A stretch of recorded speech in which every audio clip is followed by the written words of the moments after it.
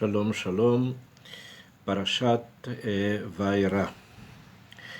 Nuestra parashá es la segunda del Sefer Shemot, el segundo libro de la Torá, conocido generalmente como el libro del Éxodo, llamado en hebreo Shemot, el libro de los nombres, pero que también recibe en nuestros sabios el título de Sefer HaGeulah, el libro de la redención, de la salida de Am Israel de Egipto.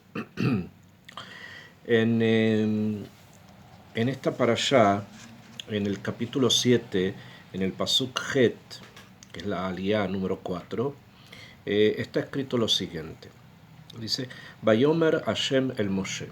Le dijo Hashem a Moshe una vez que ya Moshe está de vuelta en Egipto para sacar a su pueblo de la esclavitud.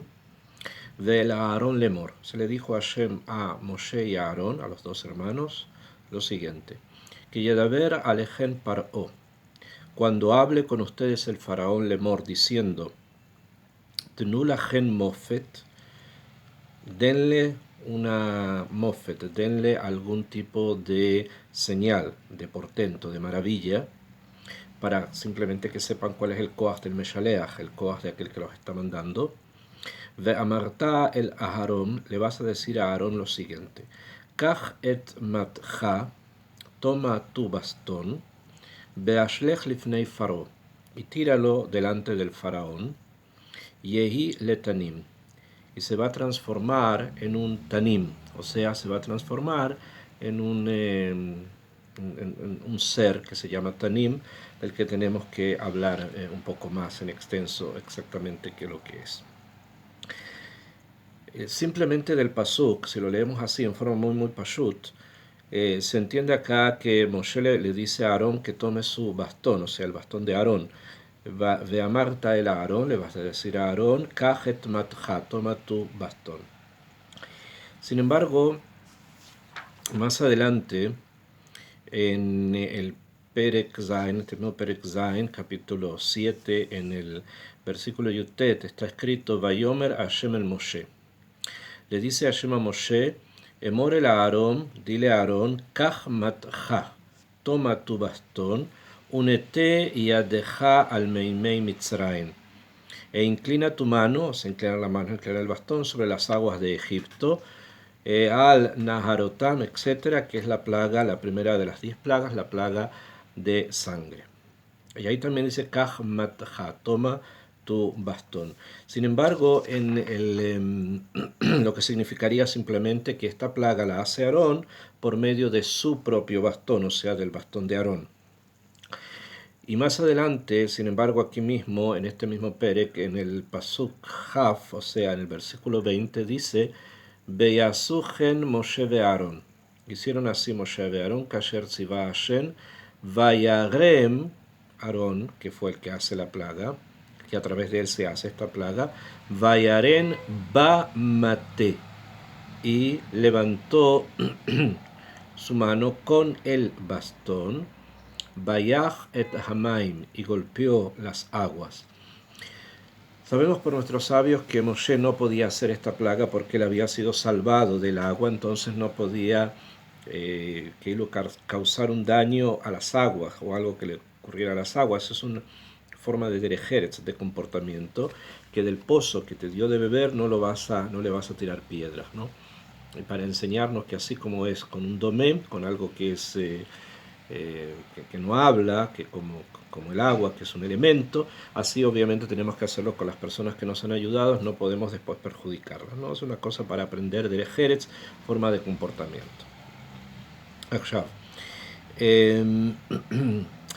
De la expresión acá, en el Pasuk Zain, en el Perek, en el capítulo 7, en el Pasuk Hav, que es el 20, cuando dice Bamate con el bastón, estudia a Rabbi Abraham Ibn Ezra, uno de los grandes gramáticos que forman parte de los Mefarshim, de los comentaristas a nuestra Torá, en el libro que compendia todos los comentarios más famosos que existen, que se llama Mikra Gdolot, o sea, el texto con todos los comentarios más más importantes, por decirlo así, de la época de la Edad Media. Uno de ellos es un gran gramático, se llama Abraham Ibn Ezra.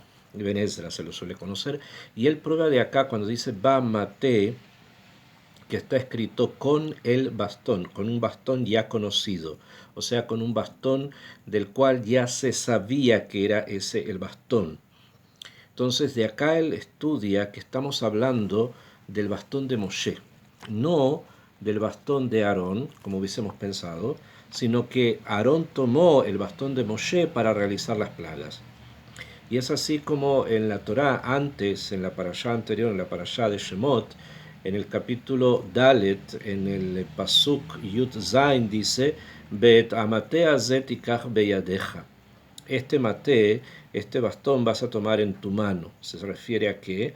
A que le están diciendo a Moshe que tome este bastón en su mano, Asher tasebo otot, que con él vas a realizar las otot, vas a realizar las ot, significa en hebreo dos cosas, significa maravillas, o sea, significa portentos, milagros, pero también letras, letra, ot, otot. ¿Por qué? Porque este bastón, como vamos a estudiar inmediatamente, tiene unas letras grabadas. Entonces entendemos que Hashem le entrega a Moshe, o toma a Moshe un bastón, que con ese bastón se van a hacer las otot, que quieren decir otot, las plagas que van a ocurrir en Egipto. Y también así, más adelante en la Torá, en el Perek Yud Zain, o sea, por allí por la parashá de Beshalach, Yud Zain, en el Pasuk Hei, nos dice la Torah lo siguiente: Vayomer Hashem el Moshe, le dice Hashem a Moshe, Avor lifneam, pasa delante del pueblo, Bekach itecha miziknei Israel, y toma de allí a los ancianos de Israel, Umateja, y tu bastón, Asher iketa bo et hayeor, con el cual fue golpeado el Yeor, fue golpeado el río de Egipto, que es lo que causó la primera plaga, que es la plaga de sangre. Entonces tenemos acá un pasuk meforash en la Torah más adelante que nos enseña que precisamente la plaga, las plagas, las otot, como conocemos makot, las plagas de Egipto, las letras esas, fueron hechas con el bastón que le pertenecía a Moshe.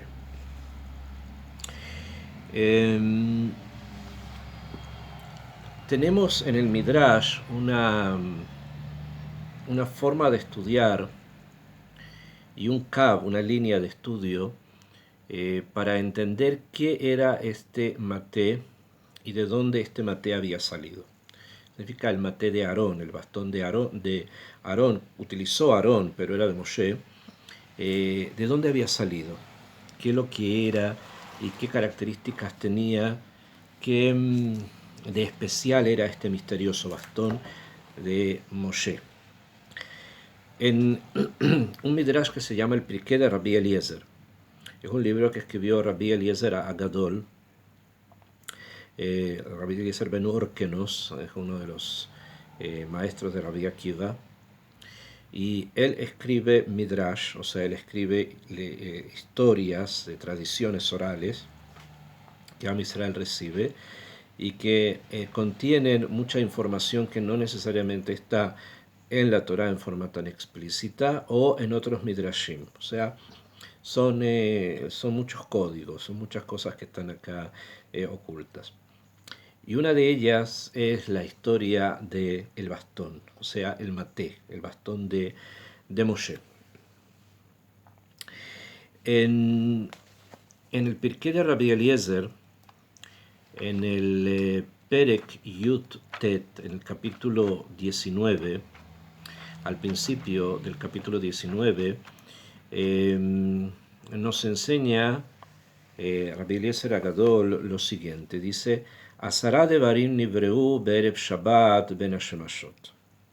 10 cosas fueron creadas en la víspera de Shabbat entre los soles, o sea, entre que comienza a bajar el sol hasta que el sol se pone, se llama ben hashemashot, entre soles, se refiere a ese momento en que el sol está inclinándose para desaparecer hasta que desaparece.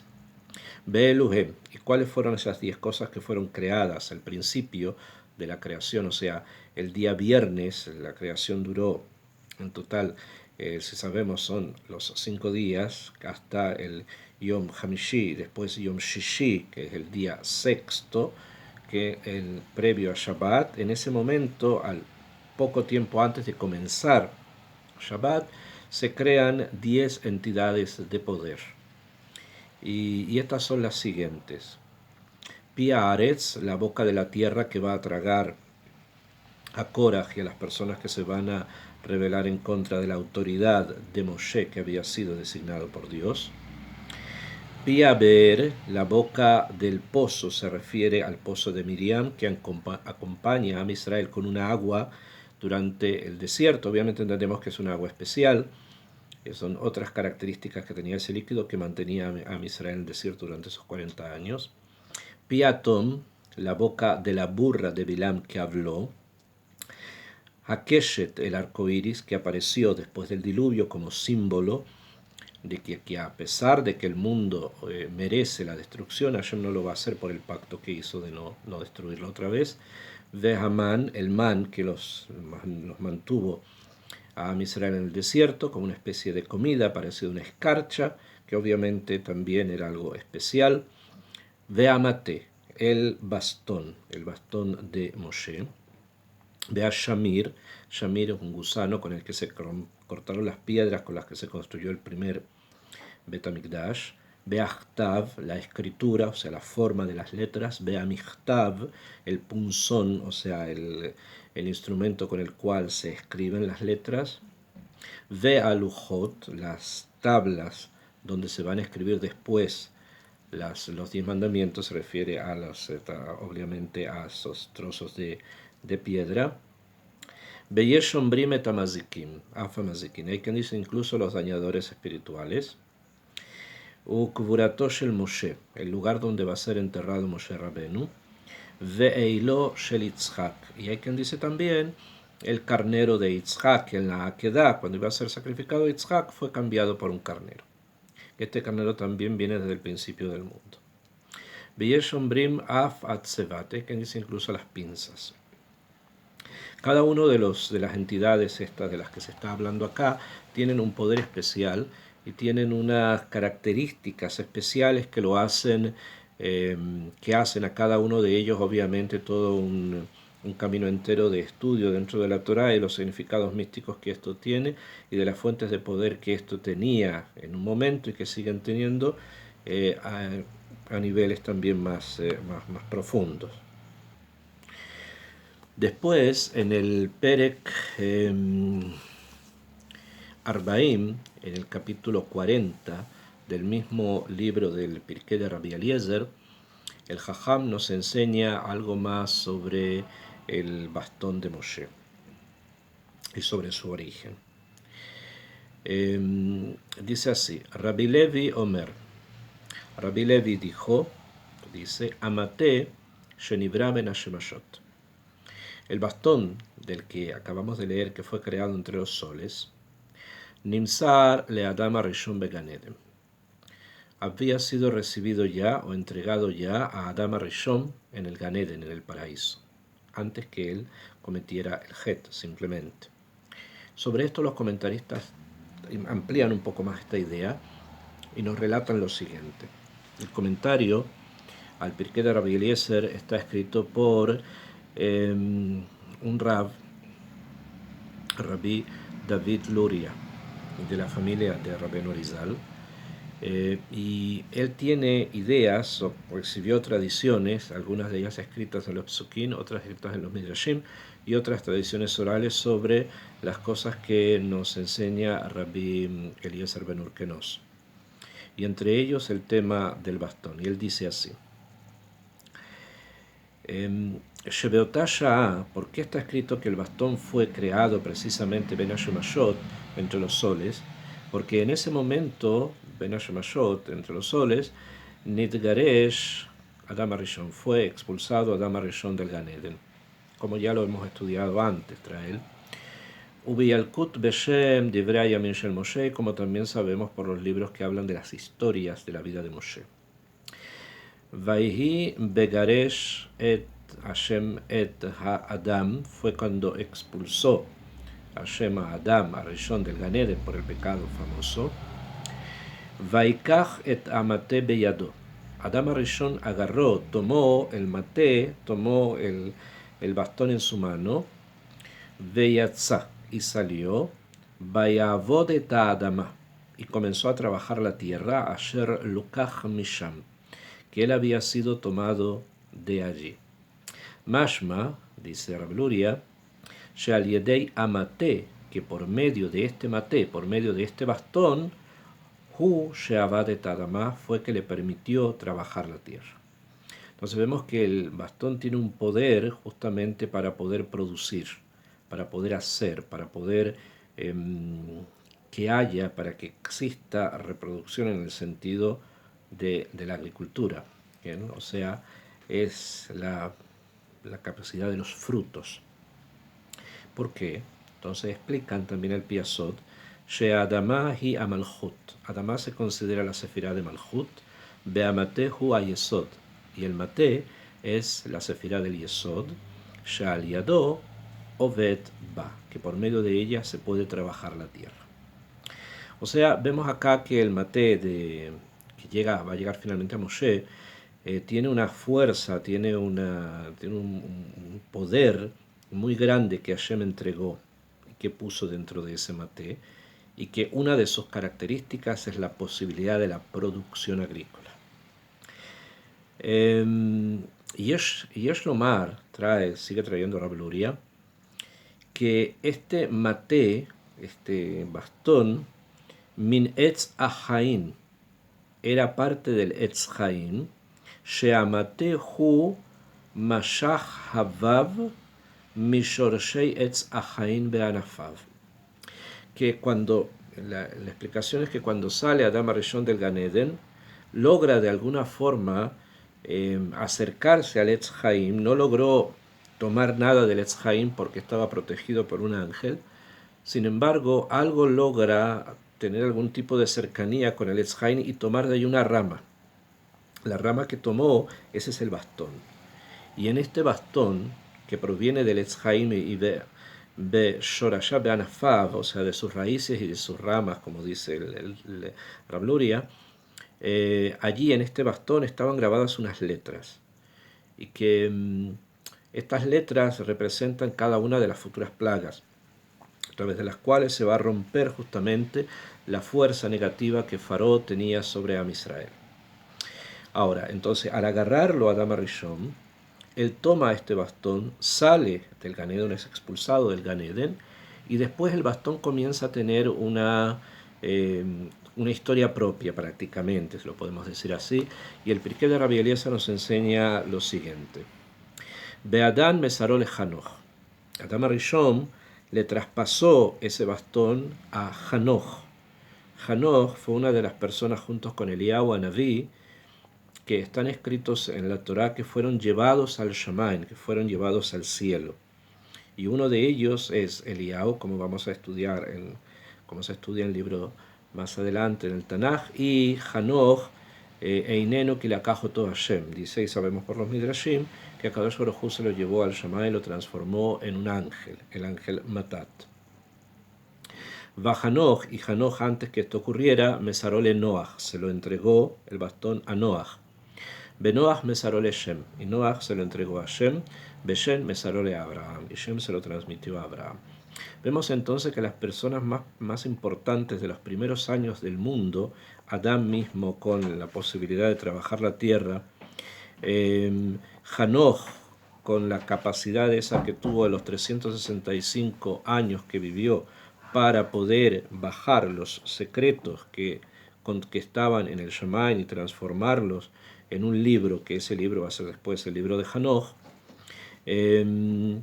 Vemos también que es después entregado a Noach, que Noach con este bastón tuvo el poder de la fabricación del arca y la posibilidad de poderla hacer navegar en las aguas del diluvio, que después Noach lo pasa a quien, a su hijo Shem, a uno de sus tres hijos, al principal de todos, a Shem. Beshem mesarole a Abraham, y a Shem pasa el bastón a quien, a Abraham. Be Abraham mesarole a Yitzhak, y Abraham se lo entrega a quien, a Yitzhak. Beitzhak mesaró le Jacob. Y Yitzhak le entrega finalmente el bastón a Ken a Jacob. Be Jacob oridole Mitzrayim. Jacob desciende junto con el bastón a Egipto, desciende él y entre las cosas que él lleva el bastón a Mitzrayim, un mesarole Yosef, se lo entrega a Yosef y Yosef va a aumentar su poder material y espiritual a través de este objeto de poder que era el bastón. O que Shemet Yosef, y cuando murió Yosef, Nishlal Kol Beito. Dice el Pirkei de Rabbi Eliezer que cuando Yosef muere fue saqueada toda su casa. Yosef representa en Egipto la capacidad de poder estructurar un sistema a un orden material. Sin embargo, los Kohanim de Egipto, que tenían más poder que el propio faraón, como ya estudiamos en entregas anteriores,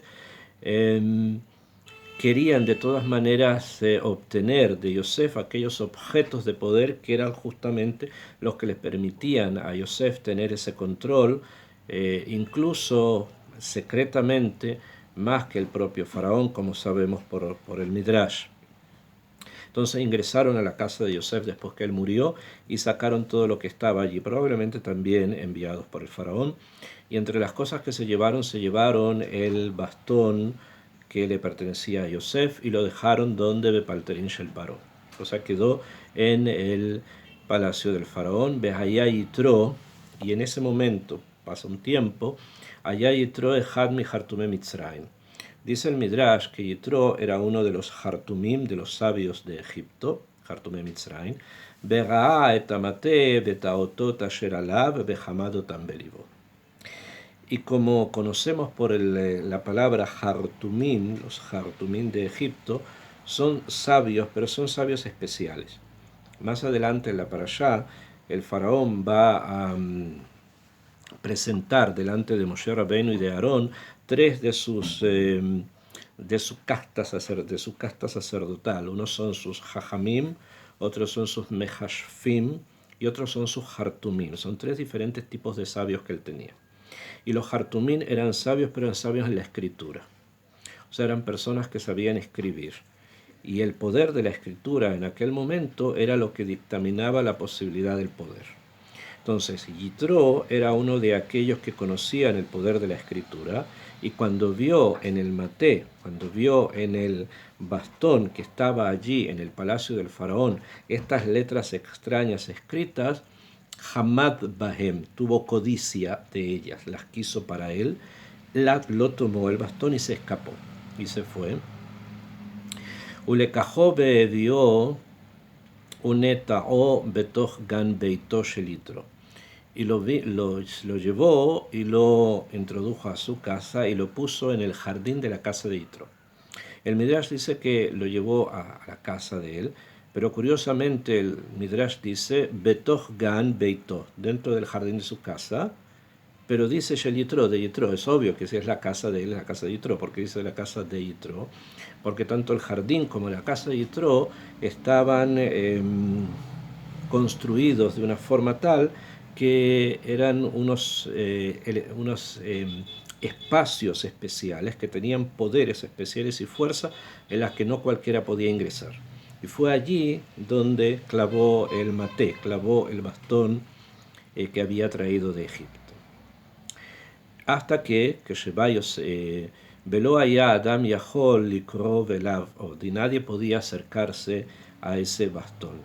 Primero porque nadie podía ingresar a ese jardín y el que pudiera hacerlo tampoco al bastón se podía acercar. Y por lo tanto nadie tampoco tomarlo. O que lleva Moshe le beitó, cuando vino Moshe a la casa de Yitro, Nichnas legan beitó shel Yitro. Moshe tuvo la posibilidad de ingresar al jardín de la casa de Yitro. Como vemos, es obvio que es la casa de Yitro. Cuando dice el jardín de la casa de Yitro, es que se está refiriendo que Moshe tuvo un poder sobrenatural para poder ingresar en un espacio que estaba sobrenaturalmente protegido. Allí ingresó, Ra'a et amate, vio el bastón, Bekara et aotot asher alav, y leyó las letras que estaban escritas sobre el bastón, Beshalach yado lekajó, y estiró la mano y tomó el bastón. Bera'a Yitro, vio Yitro et Moshe, a Moshe, Beamar ze atid likol et Israel mi Mitzrayim, y dijo, este en el futuro va a redimir, a sacar a Israel de Egipto. Moshe entendió que las letras que estaban escritas allí eran algo que le correspondía a él, que podía entender qué es lo que esas letras significaban, e Yitro intuyó que esto tenía algo que ver con Israel y con Egipto, y que esta persona que tenía frente de él era la persona que iba a ser el primer Goel. ¿Y qué decide hacer? Le fijas Natanlo et Tzipora bito leisha, y por eso le entregó a Tzipora, su hija, como esposa. O sea, Yitro sabía que el poder más grande que en ese momento existía era Egipto. Entre sus Kohanim y entre sus líderes era el poder mayor que existía. Y si había alguien que podía vencer ese poder, entonces en este momento Yitro entendió que estaba frente a la persona más poderosa del mundo, la persona que iba a tener en sus manos un poder que nadie antes había tenido. Probablemente nadie después va a tener hasta el segundo Goel o el último, que es el Melech HaMashiach. Y decidió que quería ser parte de ese proyecto. Y es por eso que le entrega a Tzipora, su hija, como esposa, y se transforma en el suegro de Moshe Rabbeinu. Esta es la historia del Maté hasta que llega a Moshe, y de acá va a continuar con otros portentos más. Vamos a ver en entregas futuras. Y